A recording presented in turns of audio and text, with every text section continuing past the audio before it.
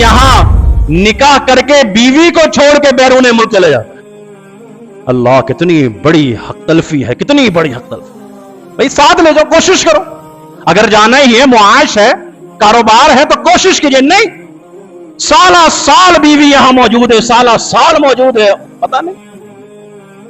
खाने के लिए निकल गए, पहाड़ों की तरफ जा रहे हैं जी, आज हमें आउटिंग करनी है, बाहर निकल गए, बीवी को छोड़ा हुआ है घर में। यह हक तलफी है बीवी की। क्या पैसा ज्यादा है। दोस्तों ने प्रोग्राम बनाया आउटिंग का, शुमाली इलाका जाएंगे, पहाड़ों की सैर करेंगे, बर्फबारी देखेंगे, और बीवी घर में पड़ी रहेगी। यह हक तलफी है। तो मैं इबादत आ रही है, हक तलफी में इबादत को छोड़ दो। तो किस तरह से, किस मुंह से तुम बीवियों को इस तरह छोड़ के जाते हो? पैसा ज्यादा है, अपने किचन में सामान भरो। पैसा है ना, तो अपने किचन को सामान से लाद दो, बैठ के बनाओ, खाओ, पियो, उसके साथ रहो। तमाम किस्म की तारीफात अल्लाह वहदहू ला शरीक, मालिके अर्ज़ो समा, खालिके कायनात के लिए हैं, और बेशुमार दुरूद व सलाम हो पैगंबर बहरोबर शाफी रोज़ जज़ा हज़रत मोहम्मद मुस्तफ़ा सल्लल्लाहु अलैहि व आलिहि वसल्लम की ज़ात पर, जिनके ज़रिए अल्लाह ने अहले कायनात की हिदायत और रहनुमाई का बंदोबस्त फरमाया।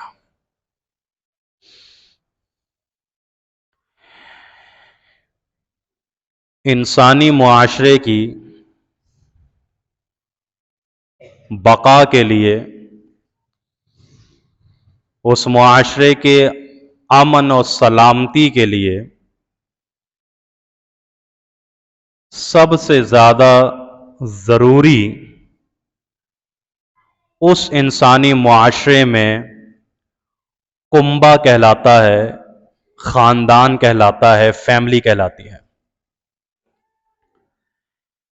दोबारा सुनिए, इंसानी मुआशरे की अमनो अमान और सलामती के लिए, खुशी और मुसर्रत के लिए बेहद ज़रूरी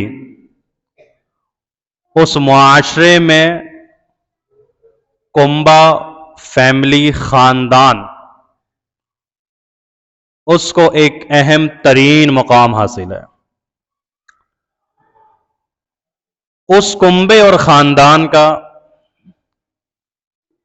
एक यूनिट है, उस फैमिली का एक यूनिट है जो बुनियादी यूनिट है,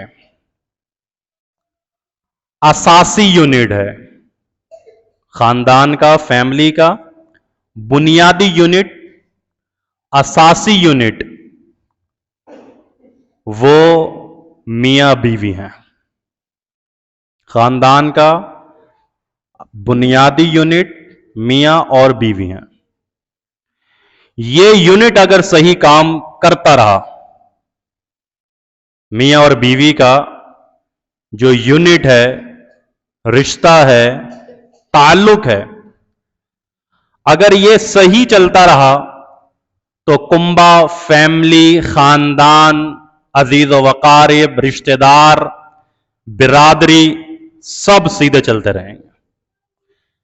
लेकिन अगर ये यूनिट और इस यूनिट में से कोई एक फ्यूज खराब हो जाए तो समझ लें कि यूनिट भी तबाह, मुआशरा भी तबाह, ख़ानदान भी तबाह।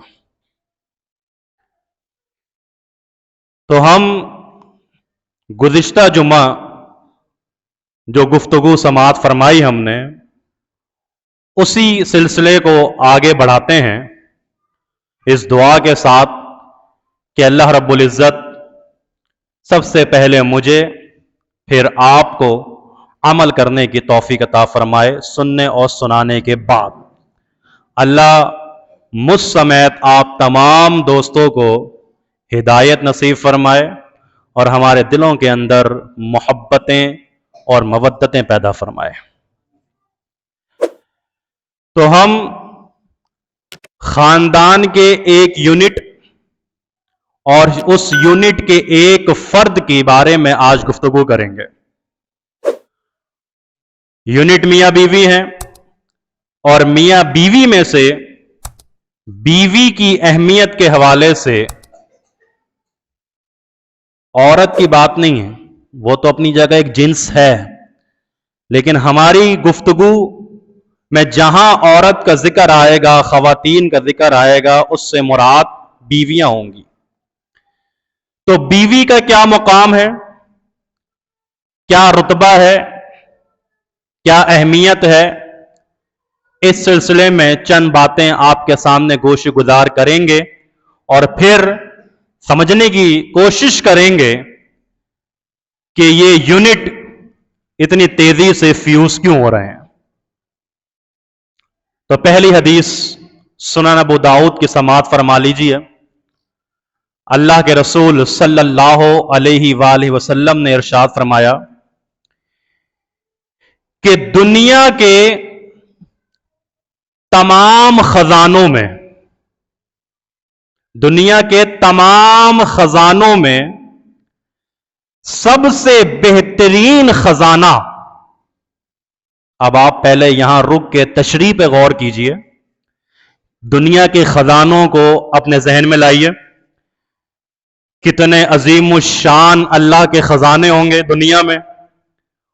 اللہ کے نبی فرما رہے ہیں کہ دنیا کے ان تمام خزانوں میں سب سے بہترین خزانہ اللہ رب العزت نے نیک بیوی کی صورت میں رکھا ہے، صالح عورت کی صورت میں رکھا ہے، نیک عورت کی صورت میں رکھا ہے. دنیا کے تمام خزانوں میں سے سب سے بہترین خزانہ جو تمہارے پاس موجود ہے وہ نیک بیوی، صالح عورت، نیک عورت ہے.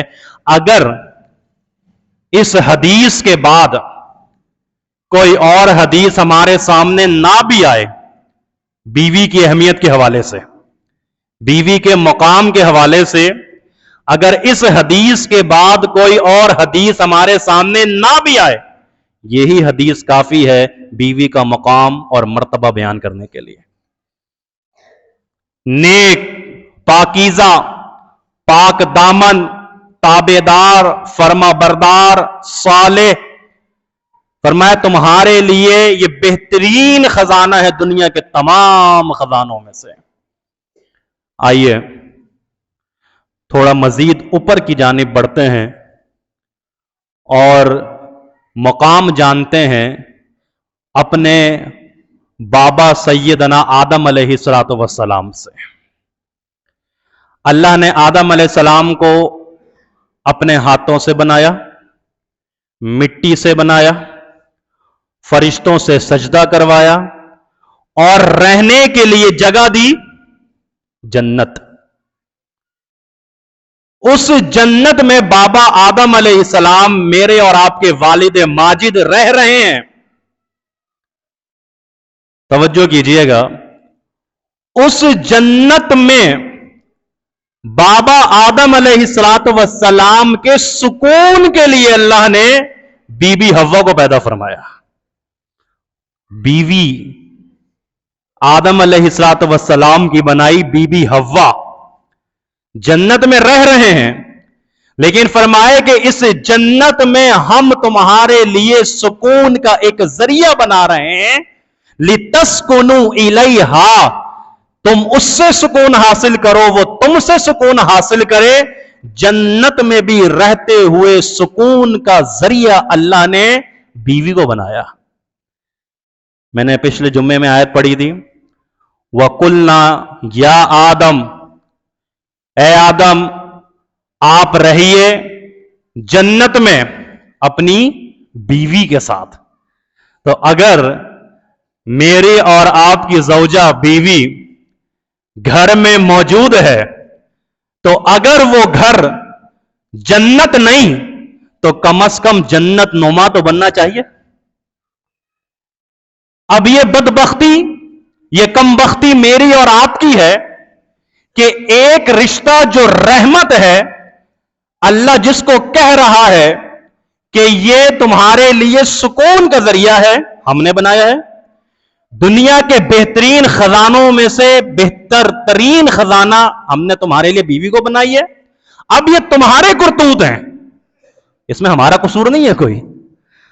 اگر یہ رشتے ٹوٹ رہے ہیں، خراب ہو رہے ہیں، برباد ہو رہے ہیں، تو اس کی وجہ شریعت نہیں ہے، دین نہیں ہے، ہم نہیں ہیں، بلکہ اس کی وجہ تمہارے کرتوت ہیں، جس کی بنا پہ یہ سارے کام ہو رہے ہیں۔ ہم نے تو سکون کا ذریعہ بنایا، ہم نے جنت میں آدم علیہ السلام کے لیے، تمہارے باپ کے لیے ہم نے بیوی کو بنایا ہے۔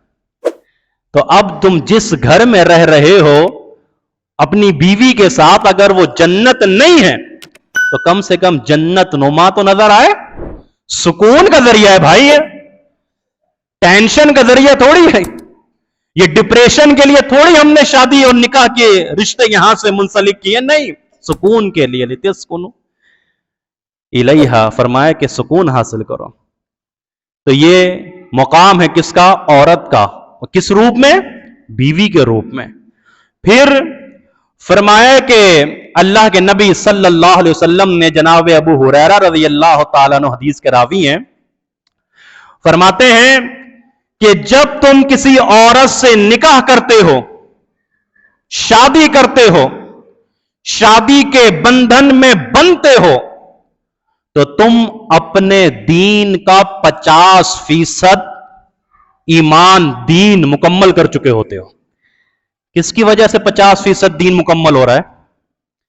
کس کی وجہ سے 50% تمہارا ایمان مکمل ہو رہا ہے؟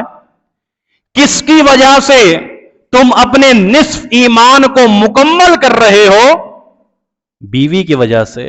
اس سے تمہارا نکاح ہوا، اللہ نے تمہارے 50% دین کو مکمل کر دیا، ایمان کو مکمل کر دیا۔ باقی 50 کے بارے میں اللہ سے ڈرتے رہو، خیال رکھو، خوف کرتے رہو، درگزر سے کام لیتے رہو۔ باقی 50 کے بارے میں فرمایا کہ اللہ رب العزت سے ڈرتے رہنا۔ اسی لیے یہ مقام، یہ مرتبہ، یہ عزت، یہ رتبہ عورت کا بیوی کی صورت میں اللہ رب العزت بیان فرما رہے ہیں اپنے نبی صلی اللہ علیہ وسلم کی زبان مبارکہ سے کہ تمہارا ایمان مکمل کر رہی ہے۔ اللہ اکبر۔ مزید بڑھیے مقام اور مرتبے کی طرف۔ یہ اللہ نے نعمت بنائی ہے، زحمت اگر بن رہی ہے تو ہماری اپنے وجہ ہے، یہ یاد رکھیے گا۔ اللہ کی طرف سے نعمت ہے، اللہ کی طرف سے خزانہ ہے، اللہ کی طرف سے سکون ہے، اللہ کی طرف سے تمہارے لیے محبت اور الفت کا ایک ذریعہ ہے۔ اگر بربادی ہے تو تم اپنے گربانوں میں جھانکو۔ فرمایا کہ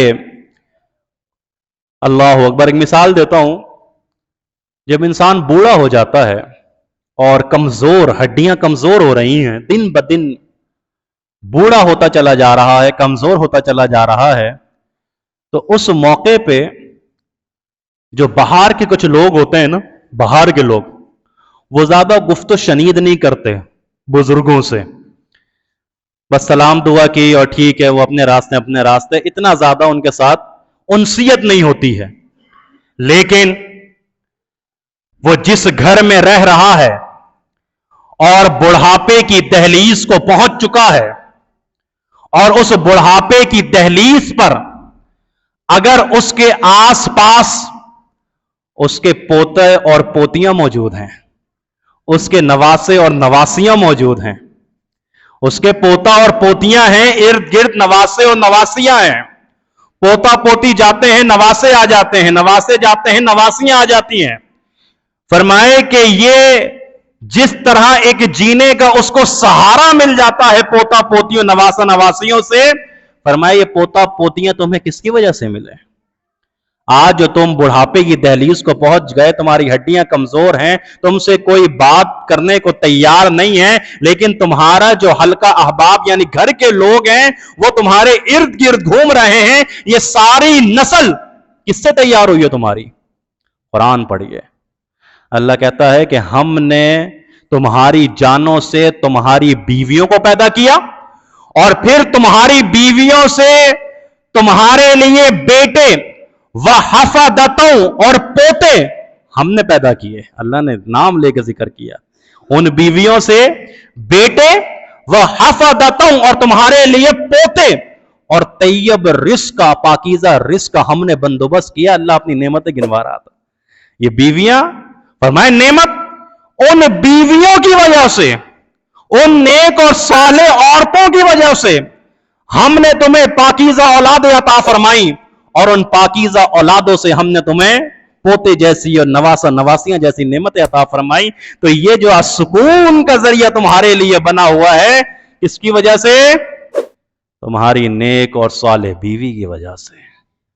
بار بار کہہ رہا ہوں، بار بار عرض کر رہا ہوں، شریعت، دین، اسلام، قانون، اللہ، رسول سمجھا رہا ہے کہ نعمتیں رحمتیں تمہارے لیے، یہ سکون کا ذریعہ ہے تمہارے لیے، اور پھر تمہارے لیے خیر و برکت کا ذریعہ ہے. اللہ اکبر. کس کو نہیں چاہیے رزق؟ کس کو نہیں چاہیے رزق میں فراوانی؟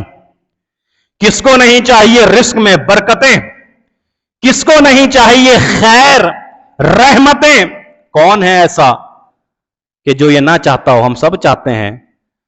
صحیح بخاری کی حدیث ہے، اللہ کے رسول صلی اللہ علیہ وسلم نے ارشاد فرمایا، اور لوگوں عورتوں سے نکاح کرو، عورتوں سے نکاح کرو، تم نکاح کرو گے اللہ رب العزت کے حکم سے وہ تمہارے گھر میں تمہارے لیے رزق لے کر آئیں گی. تمہارے گھر میں تمہارے لیے رزق لے کر آئیں گی. کس سے؟ اپنے والد سے؟ نہیں.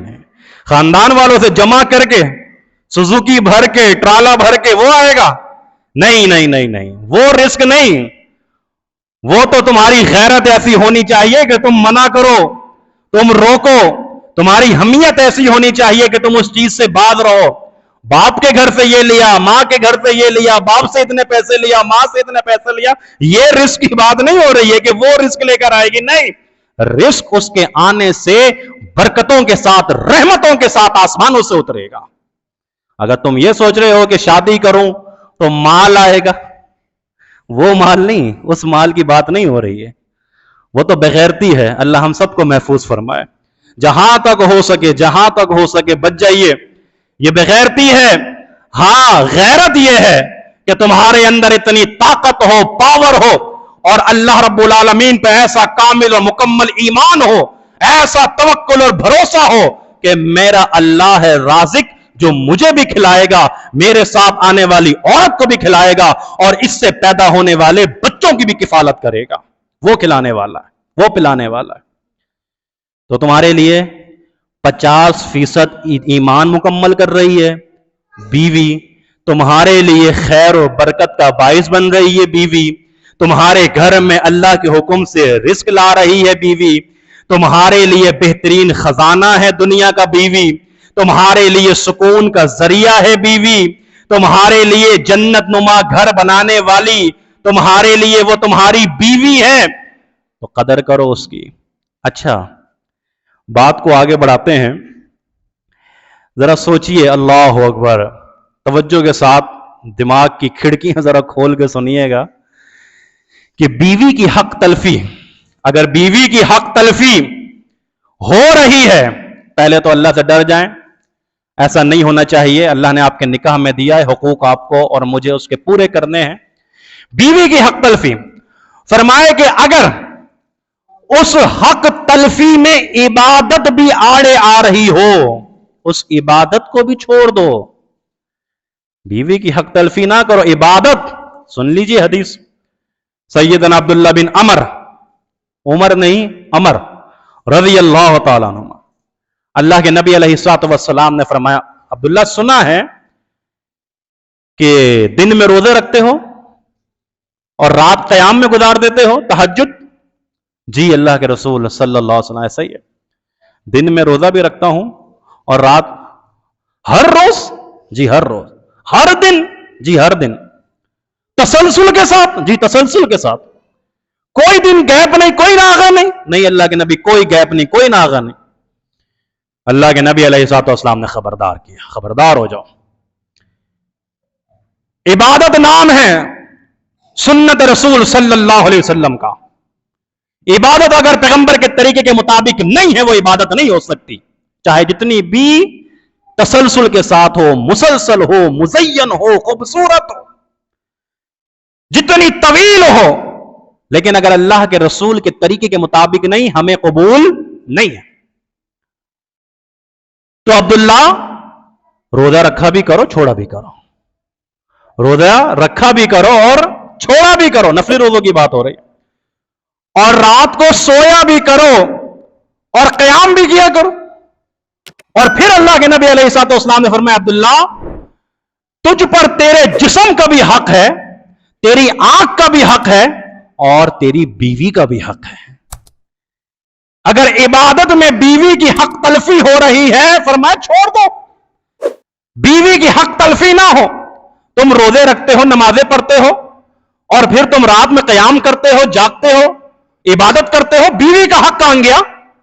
तो इस इबादत में अगर बीवी की हक तलफी हो रही है, बीवी की हक तलफी नहीं होनी चाहिए। अपनी इबादत को मुख्तसर करो। है या नहीं है मकाम और मर्तबा बीवी का? और आज जब इबादत को फरमाया कि छोड़ दो, जब इबादत को फरमाया छोड़ दो, यहां निकाह करके बीवी को छोड़ के बैरून मुल्क चले जाता है। अल्लाह, कितनी बड़ी हक तलफी है, कितनी बड़ी हक तलफी। भाई साथ ले जाओ, कोशिश करो। अगर जाना ही है, मुआश है, कारोबार है, तो कोशिश कीजिए। नहीं, साला साल बीवी यहां मौजूद है, साला साल मौजूद है, पता नहीं। खाने के लिए निकल गए, पहाड़ों की तरफ जा रहे हैं जी, आज हमें आउटिंग करनी है, बाहर निकल गए, बीवी को छोड़ा हुआ है घर में, यह हक तलफी है बीवी की। क्या पैसा ज्यादा है?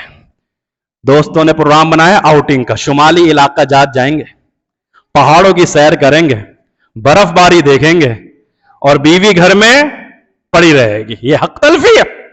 तो मैं इबादत आ रही है हक तलफी में, इबादत को छोड़ दो। तो किस तरह से, किस मुंह से तुम बीवियों को इस तरह छोड़ के जाते हो? पैसा ज्यादा है, अपने किचन में सामान भरो। पैसा है ना, तो अपने किचन को सामान से लाद दो, बैठ के बनाओ, खाओ, पियो, उसके साथ रहो, उसके हुकूक अदा करो। अल्लाह अकबर। फिर जब इबादत भी अल्लाह रब्बुल आलमीन ने फरमाया कि अगर ये आ रही है और उसकी हक तलफी हो रही है, अपनी इबादत को मुख्तसर कर दो। और फिर सिर्फ बीवी नहीं, फरमाया उसकी वजह से जो ताल्लुक तुम्हारे साथ जुड़ रहे हैं, उनके साथ भी उसने सलूक से पेश आओ। अल्लाह अकबर।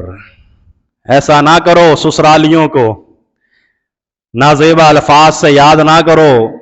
लड़ाई झगड़े करते वक्त उन लोगों की बातें बता बता के बीवी को शर्मिंदा ना करो। अरे तेरी बहन ऐसी, तेरा भाई ऐसा, तेरी मां। नहीं, फरमाया कि अगर वो बीवी की मां है तो तेरी मां है, बीवी का बाप है तो वो तेरा बाप है। वो हैसियत, वो मकाम, वो मर्तबा उसका है। ससुरालियों की इज्जत करो, और अल्लाह के नबी किया करते थे सल्लल्लाहु अलैहि वसल्लम। ससुरालियों की इज्जत और एहतराम अल्लाह के नबी अलैहिस्सलाम की सुन्नत से, सीरत से साबित है। अल्लाह के नबी अलैहिस्सलाम ने अबू दरदा रज़ी अल्लाह तआला अन्हु को गालिबन मिस्र की तरफ जब रवाना किया, मिस्र की तरफ, तो फरमाया अबू दरदा, तुम मिस्र को फतह करोगे, हमें अल्लाह से यह उम्मीद है। और जब वो फतह हो जाए तो मिस्र वालों के साथ हुस्न सलूक से पेश आना, मिस्र वालों के साथ अच्छा ताल्लुक रखना, मिस्र वालों के साथ नरम रवैया रखना। क्यों भाई, क्यों ये नसीहतें हो रही हैं? वो वजह यह है कि सैयदा मारिया किब्तिया रज़ी अल्लाह तआला अन्हा, जो उम्मुल मोमिनीन, जिनके बतन से सैयदना इब्राहिम अल्लाह के नबी अलैहिस्सलाम के साहबजादे पैदा हुए, वो मिस्र से उनका ताल्लुक था, मेरा ससुराल है। अल्लाह अकबर। उनके साथ उसने सलूक से पेश आना, अदब और एहतराम से पेश आना, ताजीम से पेश आना, ये मोहम्मद रसूलुल्लाह सल्लल्लाहु अलैहि वसल्लम सिखा रहे हैं कि इस तरह तुम्हारे साथ जिसका ताल्लुक जुड़ा है, अब उसका ताल्लुक जिन जिन के साथ है, उनके साथ भी तुमने हुस्न सलूक रखना है। आखिरी बात, अल्लाह अकबर। इतनी अजमत सुन ली आपने, मकाम सुन लिया। अब हो सकता है कि जुम्मे के बाद कोई फतवा भी मेरे ऊपर कोई लगा जाए कि जी बड़ी बीवी की अहमियत बयान की है, उन्होंने बड़ा मकाम बयान किया है। हो सकता है कोई कुछ भी कह रहा हो, वीडियो भी जाएगी शायद उसमें भी कुछ आ जाए बातें। लेकिन सुन लीजिए, हमारा दीन हमें मकर फरेब नहीं सिखाता। हमारा दीन बड़ा सीधा सादा, सच्चा सुच्चा, साफ और सुथरा है। جو بات ہے وہ یہ ہے، حقیقت ہے، واضح ہے، روز روشن کی طرح ہم نے بتا دی ہر بات، تو سن لو۔ اللہ نے اتنی عظمت والی بنائی تمہاری بیوی کو، اتنا عظمت والا بنایا، اتنا مقام بنایا، اتنا مرتبہ بنایا کہ وہ ایک قیمتی پھول کی مانند ہے، قیمتی پھول کی مانند۔ لیکن بتائیے، کیا کوئی پھول کانٹوں کے بغیر بھی ہوتا ہے کبھی؟ کوئی پھول کانٹوں کے بغیر بھی ہوتا ہے؟ ہم نے کانٹے بھی بتا دیے۔ شریعت کہتی ہے، دین کہتا ہے، اسلام کہتا ہے، اللہ اور اس کا رسول کہتا ہے، ہم کوئی مکر و فریب میں تمہیں نہیں رکھنا چاہتے۔ عظمتیں بیان ہوئی ہیں، مقام بیان ہوا ہے، مرتبہ بیان ہوا ہے، لیکن سن لو، ہم نے اس کو اگر پھول بنایا ہے، اس پھول میں ہم نے کانٹے بھی رکھے ہیں، اور کانٹے بھی ایسے ہیں چننا چاہو گے نہیں چن پاؤ گے، الٹا لٹک جاؤ کہ میں کانٹے نکال لوں، نہیں نکال سکتے۔ تو ان کانٹوں کے ساتھ رہتے ہوئے اس پھول کی حفاظت کرو۔ کائنات کا کوئی پھول، بڑے بزرگ بیٹھے ہوئے، پھول، دنیا کا کوئی پھول کانٹوں کے بغیر ہے؟ کوئی پھول کانٹے کے بغیر نہیں ہے۔ تو یہ اگر اتنی عظیم مرتبہ، مقام، عزت، رتبہ ہے، یہ پھول کی مانند ہے، اس میں بھی کانٹے ہیں۔ اچھا، وہ میں نے پچھلے جمعے میں بیان کیا تھا کہ ہم نے کس طرح پیدا کیا ہے؟ ٹیڑھی پسلی ہے، ہڈی ہے، ٹیڑھی پسلی ہے، ٹیڑھی ہڈی، ہڈی کبھی سیدھی ہو سکتی نہیں ہو سکتی۔